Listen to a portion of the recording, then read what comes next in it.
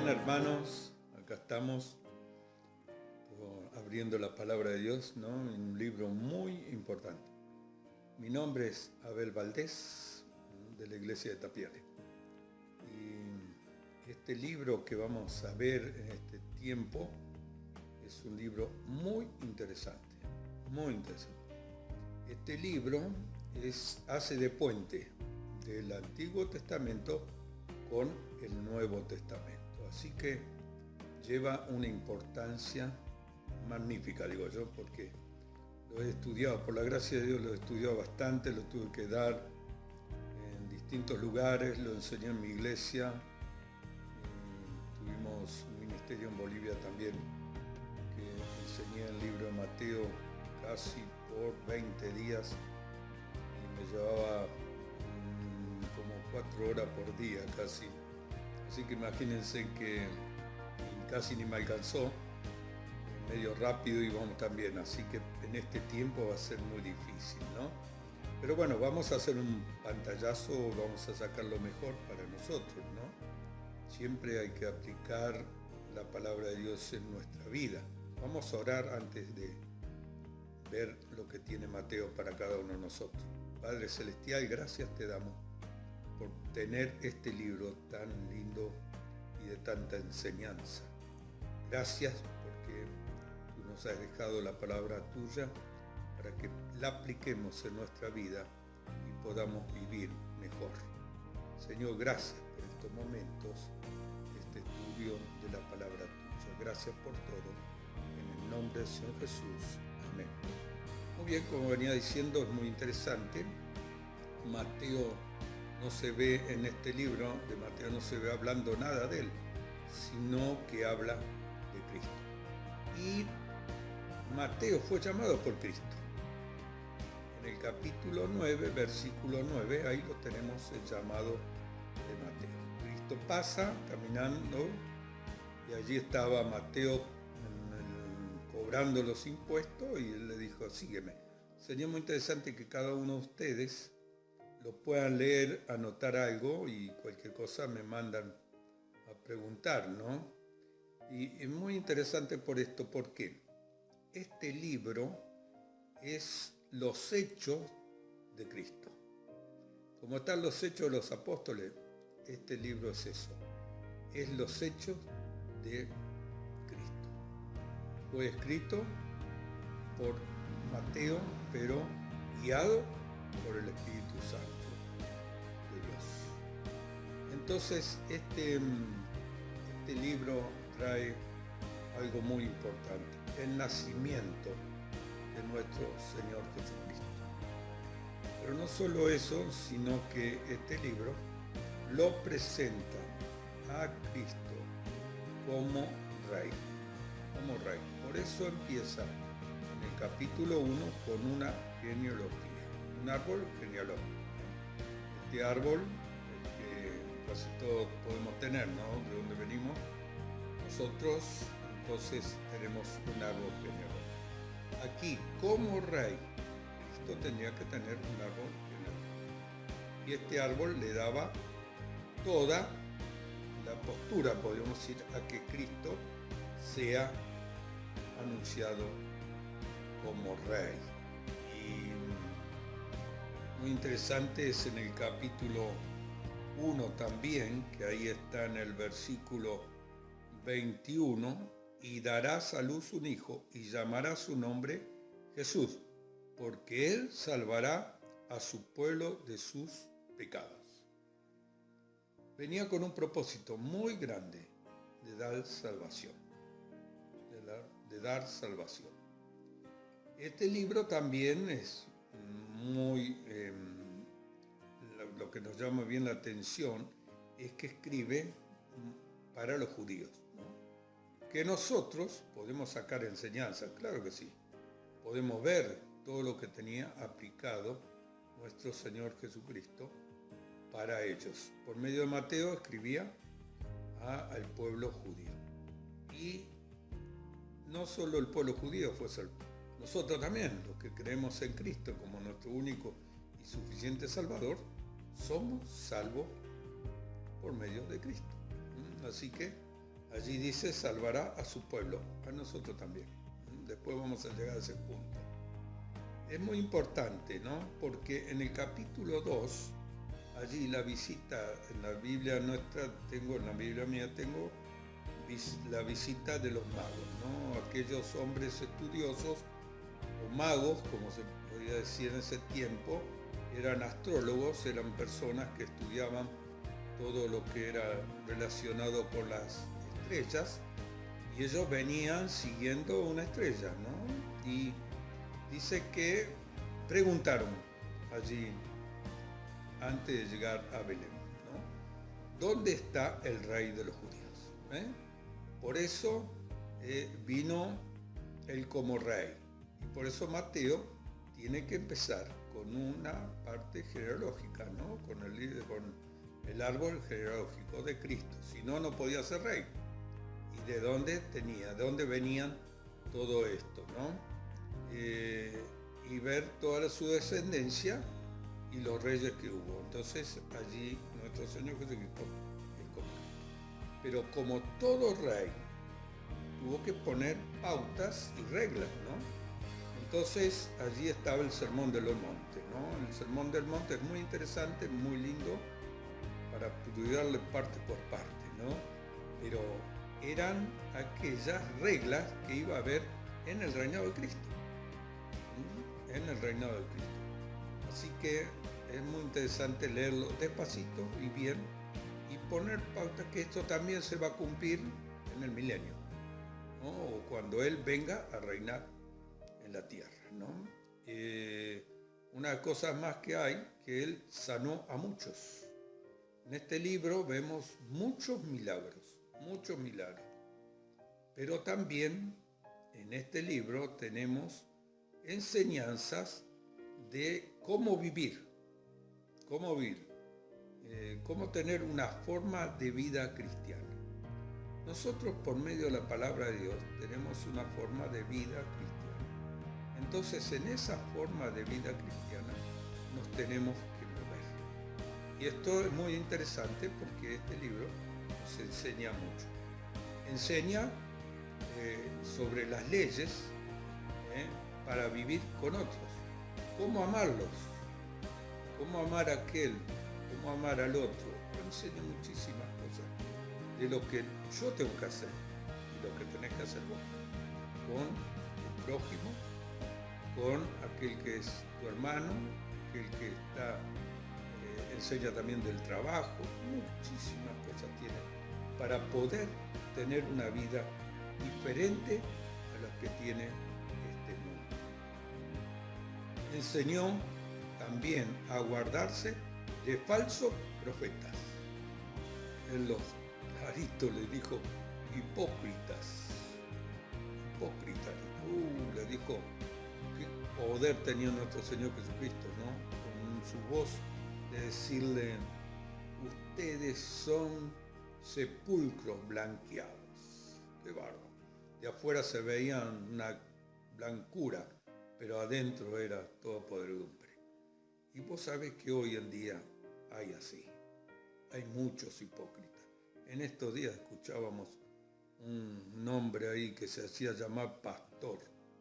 Decía que era un apóstol que lo había mandado Dios, y las cosas que había hecho y las cosas que hacía. Y hoy nosotros tenemos estos falsos hipócritas. Tenemos que tener cuidado. Mateo nos enseña, fíjense en este detalle, fíjense en este, fíjense en el otro, y te vas a dar cuenta quiénes son. Pero no solo eso, un problema mayor que hay hoy también es en los matrimonios. También lo enseñó el Señor. Ahí en el capítulo 19 está. Y hablan mucho antes también de que los judíos se agarraban con leyes que había dejado Moisés. Pero le convenía a ellos. Pero Dios no quiere eso para nosotros. Entonces tenemos la enseñanza. Cuando yo lo leo, tengo que ver mi vida como está y ponerla en práctica por eso. ¿Cómo está tu vida? ¿Cómo está mi vida a la luz de la palabra de Dios? Entonces veamos esto. Un libro que es como un compendio de cosas. Vos buscas algo y ahí lo tenés. Ahí lo tenés. Qué espectacular es esto para cada uno de nosotros. Y este libro fue dividido en 3 cosas. El reino ofrecido, que se ve del capítulo 1.1 al 11.1. Después se ve el reino rechazado por el pueblo judío, del capítulo 11 al capítulo 12 casi finalizado. Y el reino pospuesto. Ahí donde el Señor Jesucristo anuncia y revela la iglesia. Ahí está en el capítulo 12 hasta el 28, casi al final. Así que, fíjense, como rey, él había empezado ofreciéndose, pero después fue rechazado por el pueblo. No queremos que tú reines, no queremos que tú reines. Entonces viene el reino pospuesto. Él lo dejó para otro tiempo. Y entonces aparece ahí la iglesia revelada cuando le pregunta a Pedro quién decían que él era. Pero él tenía derechos como rey. Tenía derechos como rey. ¿Por qué? Él tenía derecho legal para ser rey. Legal para ser rey. Ahí en el capítulo 14 está. Pero también tenía su derecho personal para ser rey. Capítulo 3. También tenía su derecho moral para ser rey. Capítulo 4. Moral porque rechazó al diablo en la tentación. Después tenemos el derecho judicial para ser rey. Capítulo 4 hasta el capítulo 7. Y después tenía su derecho profético para ser rey. Capítulo 8 y capítulo 11. ¿Por qué? Porque los profetas habían hablado de eso. Habían hablado del Señor. Entonces, al ver todo eso, pasamos al final, ¿no? Para hacerlo más corto, de el reino pospuesto. Ahí en el reino pospuesto, él da lo que es la edificación de la iglesia, con la pregunta que le hace a Pedro. Pero también ahí en esos capítulos 16, 17 y todo, va viendo también los cumplimientos de las profecías del Antiguo Testamento en cuanto a lo que era la entrada de Jerusalén, aquella entrada triunfante a Jerusalén. Pero como rey no lo hace sobre un caballo, lo hace sobre un asno o sobre un pollino, ¿no? Con humildad, con mucha humildad. Dice que fue una entrada que cantaban todos aquellos, hosanas al rey. Qué bárbaro, ¿no? ¿Cómo es el cambio del ser humano? Ahí cantaban, gritaban, el rey entraba. Ellos tenían un pensamiento de que Jesús se hacía rey en ese momento y lo liberaba de los romanos. Por eso después fue rechazado. Y entonces el Señor Jesucristo allí hace lo que es la iglesia. Pero fíjense en qué interesante es esto. Él siempre humilde. Y para darnos a nosotros la salvación también, Él dejó las glorias, dejó todo aquello que tenía para venir a este mundo y morir por cada uno de nosotros y padecer por los hombres, por cada uno de nosotros.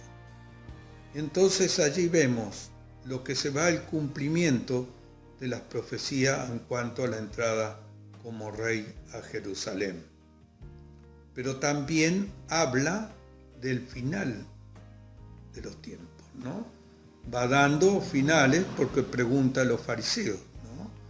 Y también dice el final del templo, este templo tan lindo que deslumbraba a todos.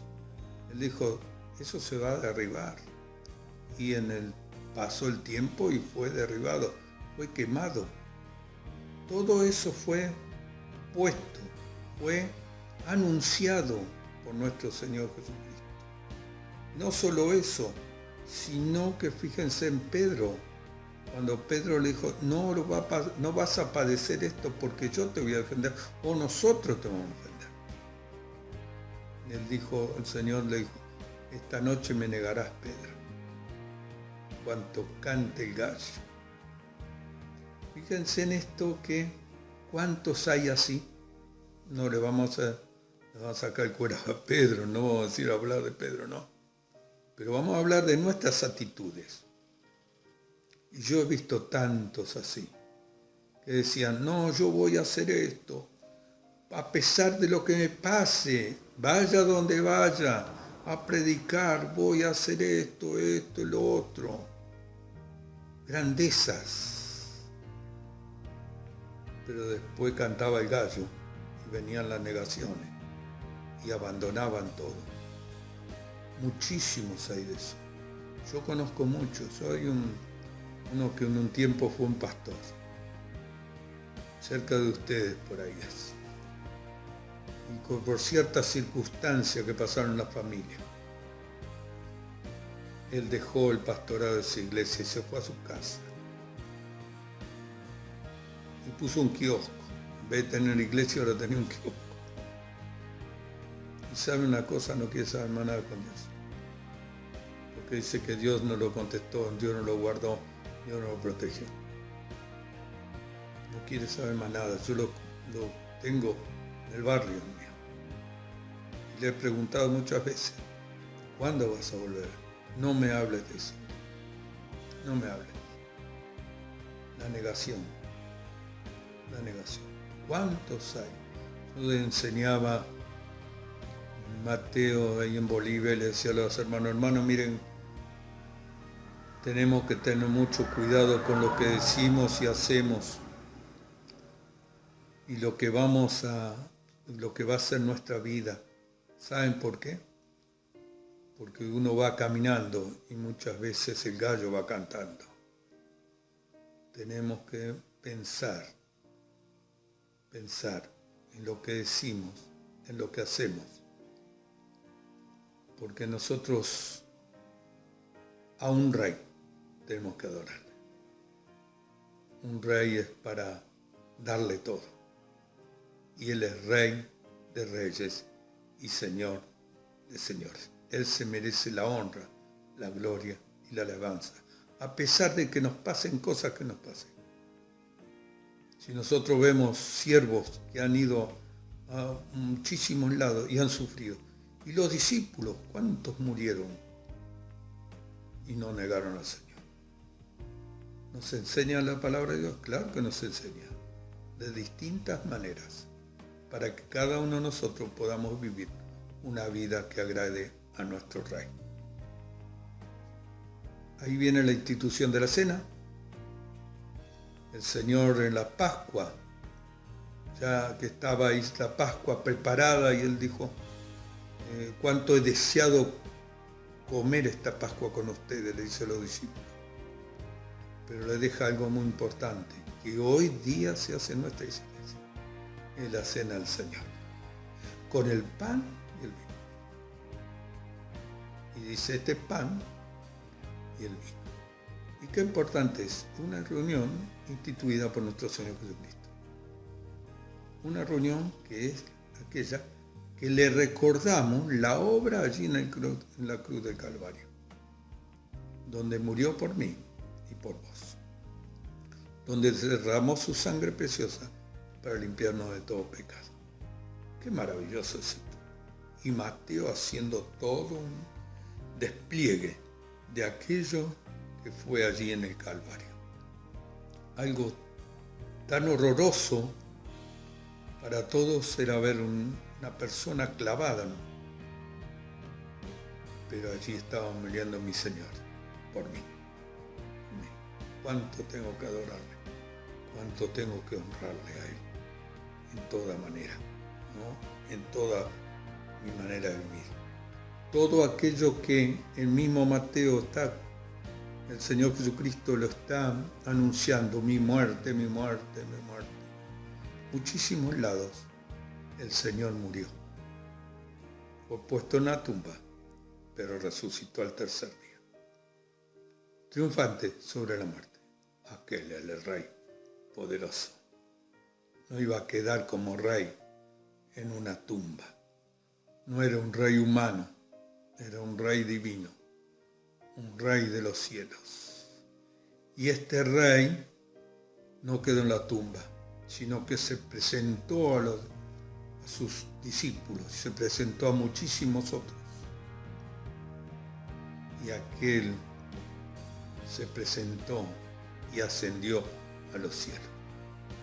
Pero antes de ascender a los cielos, el Señor nos dejó un mandato para mí y para vos. Y fíjense, ahí está, capítulo 28, versículo 18. Y Jesús se acercó y le habló diciendo: toda potestad me es dada en el cielo y en la tierra. Por tanto, id, haced discípulos a todas las naciones, bautizándose en el nombre del Padre, del Hijo y del Espíritu Santo, enseñándoles que guarden todas las cosas que os he mandado. Y aquí yo estoy con vosotros todos los días hasta el fin del mundo. Amén. Amén, hermano. Amén. Muy bien. Fíjense con esto, ¿cómo termina? No tenemos mucha palabra, ¿no? No tenemos mucha palabra. Tenemos que hacer. Tenemos que hacer. Si no me llama esto a decir, no hablo, hago. ¿No? Porque dice, se acercó y los dijo. Y hoy el bautismo que hacemos en la iglesia es esto, ¿no? Bautizamos en el nombre del Padre, del Hijo y del Espíritu Santo. Y hacemos discípulos. Cada uno de nosotros predicamos, y si ese queda en la iglesia, lo discipulamos. Y a veces discipulamos al que creyó con otros siervos, o por medio de la radio, o por medio de otro, que llega a la iglesia. Y tengo el derecho de ¿qué? Discipularlo. Tengo que hacerlo. Discipularlo. Y lindo es esto. Que guardemos esto. Y dice, que os he mandado. Y aquí yo estoy con vosotros todos los días, hasta el fin del mundo. Él siempre está con nosotros. Hacemos las cosas para la gloria de Él. No para mi gloria, no para la gloria del pastor, sino para la gloria de Él. ¿A quién honramos? A nuestro Rey. Lo que es mandado. Él nos mandó, tenemos que cumplir. ¿Cuántas cosas cumplimos a veces de los hombres que nos mandan a hacer? ¿Cuánto más tenemos que cumplir con nuestro Señor, que nos dejó enseñanzas fabulosas para tener una vida que honre a nuestro Señor? Que Dios le bendiga ricamente a todos.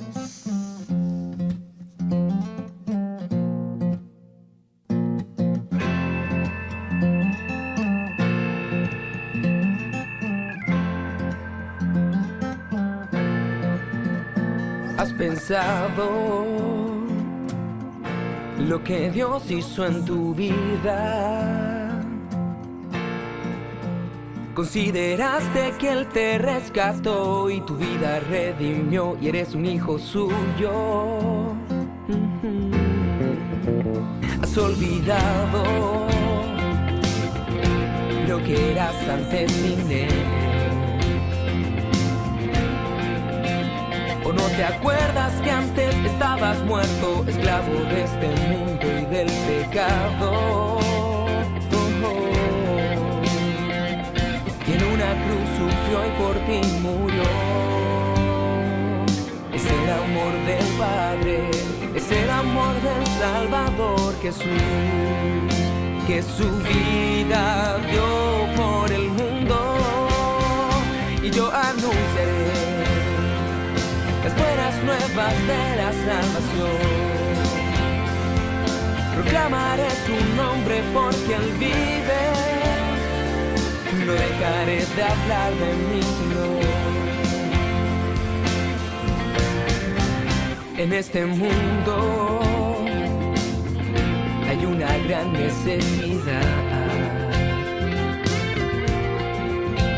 La gente va perdida por esta vida sin conocer que hay una salida. Somos nosotros los que tenemos que cambiar y recordar que somos luz y sal y portadores de una gran verdad. Y te pregunto, ¿qué responderás? Deja tu comodidad y comparte del mensaje de la cruz que su vida dio por el mundo.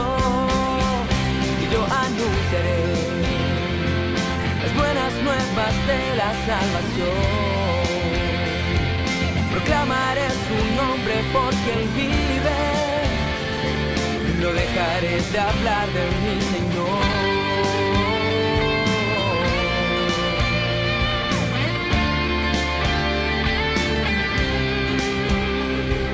Si anuncio su palabra, solo cumplo el mandato de Jesús.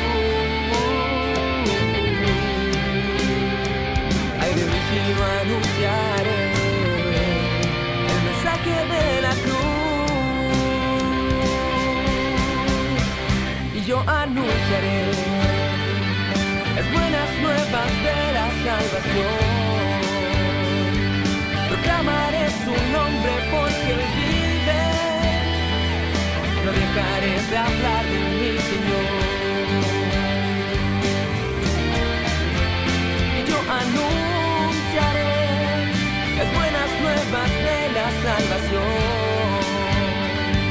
Proclamaré su nombre porque Él vive. No dejaré de hablar, no dejaré de hablar, no dejaré de hablar de mi Señor.